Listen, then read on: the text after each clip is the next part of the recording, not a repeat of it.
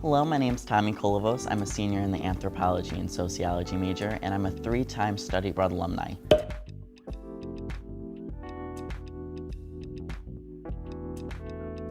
Today I'm getting ready to pack for my trip to Portugal, and I'm going to show you guys a few tips on how to pack efficiently.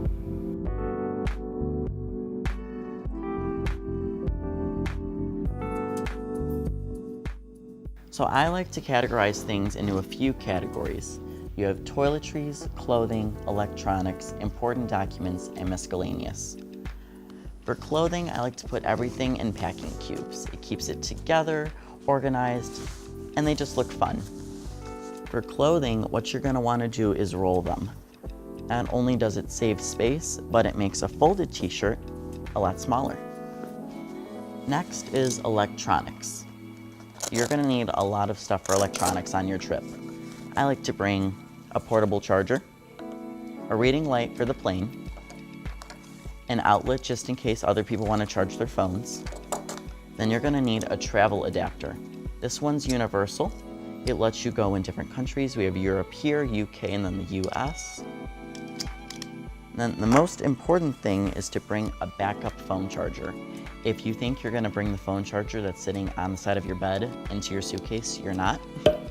So just go ahead and put this in your suitcase a few weeks before you're traveling so that way you have it. Next thing I want to talk about is toiletries. Generally, the kits they sell at Walmart or TJ Maxx will keep you good for about a week and a half.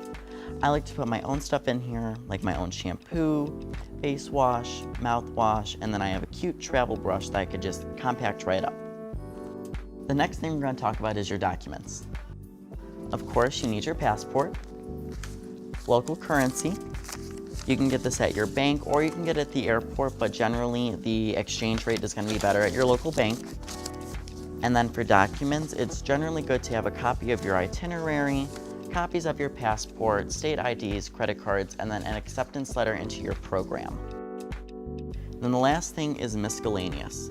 So this is stuff like flip-flops, a good book to read during the flight, a water bottle, and then my favorite thing to bring is a flag. It's been my favorite study abroad tradition. I take photos with the flag somewhere iconic in the country, and I just collect those photos over time. And this is all the packing tips I have for you guys. In general, less is more. Don't think about the hypotheticals. If you do need something very specific when you are on your trip, you can buy it when you're there, like dress shoes or dress shirt or anything of that sort. And just pack the essentials because you don't need that much to have a good time when you're abroad. Thank you so much for tuning in with us, and we'll see you on your next adventure. Bye!